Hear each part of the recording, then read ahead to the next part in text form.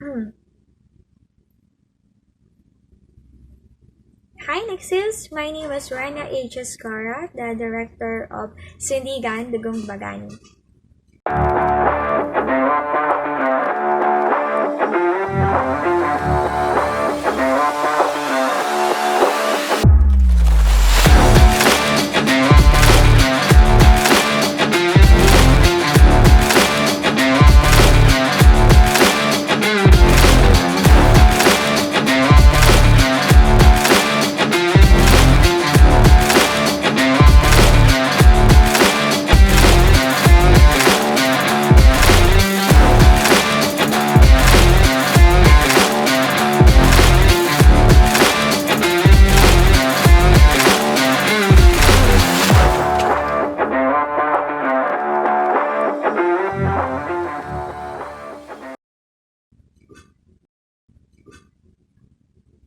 So first question, what inspired you to make Sandigan Dugong Bagani?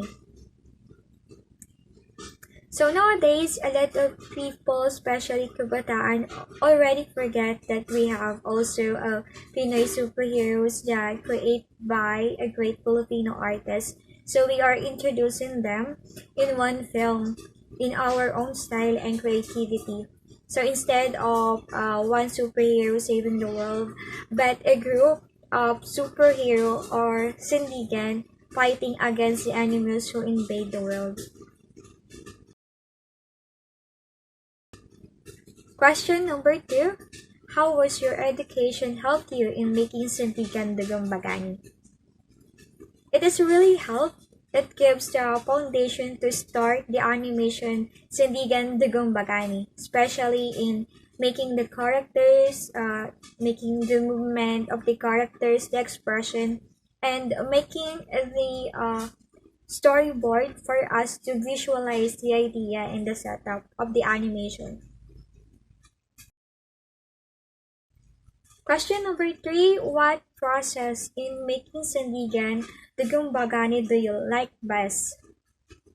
I enjoy doing the 2D background or texture. The art style of that is like a 3D painting. So I really enjoy it because I really do love 3D art style and exploring colors.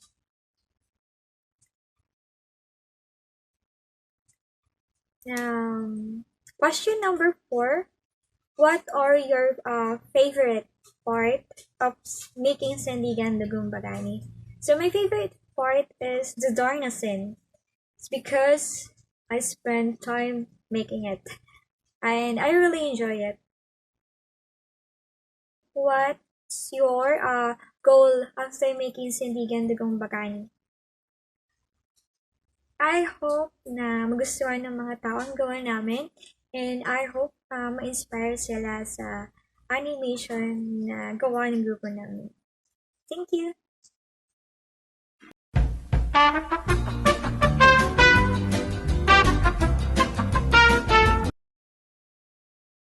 Number 1. My favorite part of being the voice actress for Darna is the one where I need to shout Darna's name for Narda to be able to transform into a hero. What are your favorite part of being Electra's voice actor and actress? I think it's because Electra is very fun. You know what I mean? She's like, oh, yeah, so crazy. That's like the very character that is me. Wah, yeah, like something like that, I think. What are your favorite part of being Gagamboy? The part when the character is simply silly. I enjoy that a lot when voice acting him. What are your favorite part of being Captain Barbell voice actor? Well, one of my favorite part would be when I try to shout Captain Barbell because it wasn't very easy at all. I have to keep repeating it in order to keep my voice low.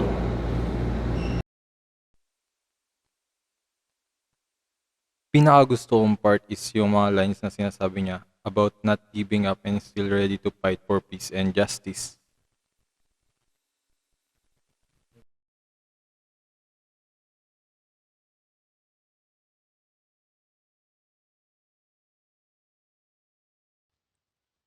Number 2. Narda's character here is different from other Narda that we have seen in television or comics, which is a challenging part that I want to try.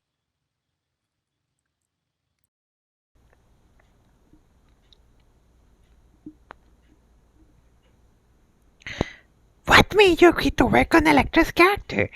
I think it's because she's very fun, very crazy. Like the first question I said, she's like, ah, oh, ah, ah. Yeah, it's a very crazy character, if you know what I mean.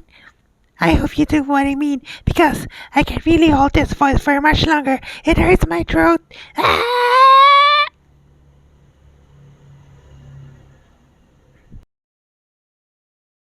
What made you agree to work on Gagamboy character? When I saw the character, he is cheerful, you wouldn't get bored seeing him on the screen, so when I saw him, I know I want to voice him. What made you agree to work on Captain Barbell character? Well, at first it was very interesting to try voice acting, and this actually gave me that opportunity.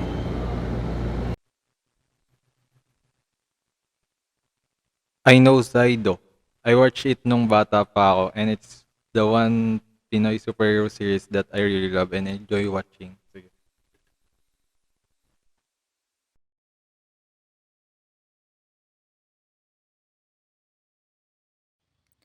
Number 3. The difficult part of recording is using the right emotion for the specific line.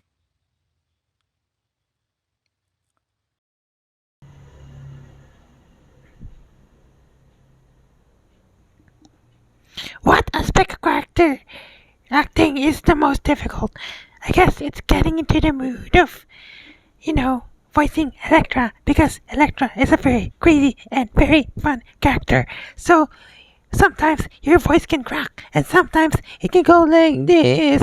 And you know what I mean? It's very hard to voice Electra because her voice is very scratchy and hurts. Oh my god. Yeah, like this. This is my normal voice. And this is my Electra voice. See the difference? Yes.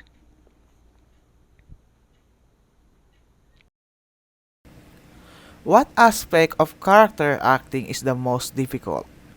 For me, it's the energy that you need to do should be consistent.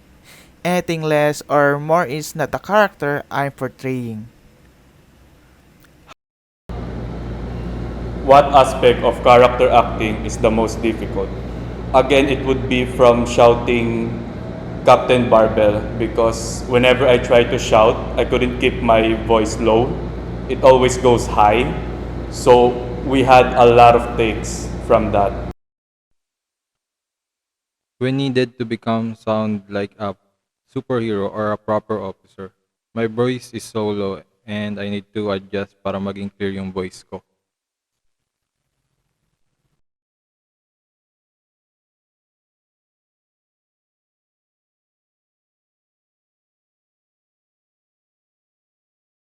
Number 4. The part where she is willing to take the risk or the challenges in her life. Especially that moment that she needs to be the new Darna of this generation. And even though she know that it is hard, she still accept the challenge of being the new Darna.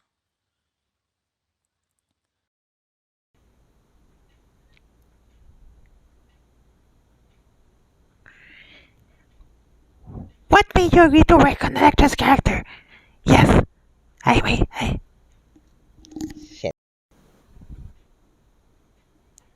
How do you relate to the character you're portraying? I guess, like every fun character there is, you are fun too. So if you are fun and very excited, you're portraying the character. Whatever. I don't even understand this question.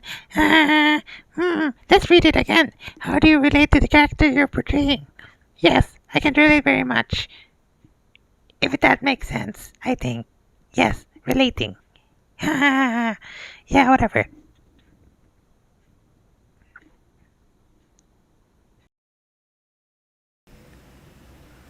how do you relate to the character you're portraying? Maybe it's him being silly because sometimes I'm like that. What How do you relate to the character you are portraying? I think it would be the part where Captain Barbell had an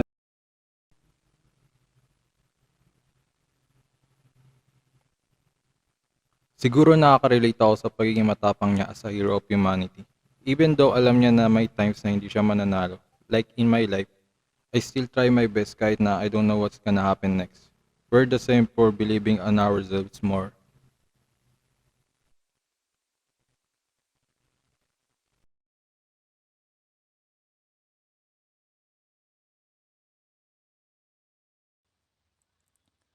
Number 5.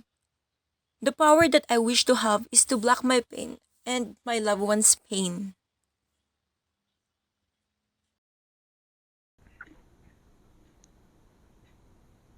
What would your personal superpower be if you had one? I guess it's to control the reality. For example, you hate pistachio ice cream. So, with that's my mind, I go boop boop boop, boop boop boop, and then 1 second you're having chocolate ice cream, and the next you're eating pistachio ice cream, which you hate very much. And after that, there's raisins, which we know is generally hated by everyone. Yeah, that's it, I guess. what would your personal superpower be if you had one?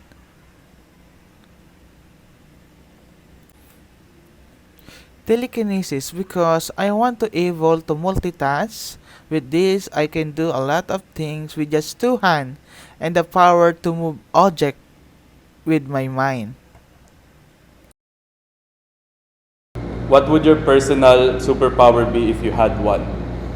Personally, I think it would mostly be to be able to bend dreams so that people will get the punishment they deserve in their own dreams.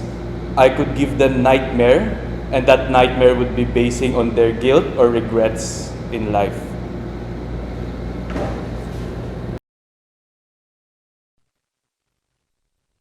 A power that can travel back time so I can save the unfortunate past events from happening.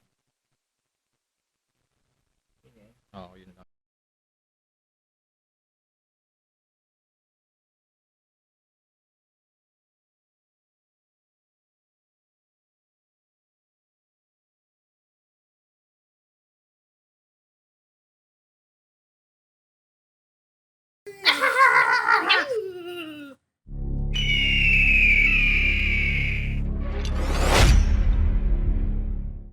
Captain!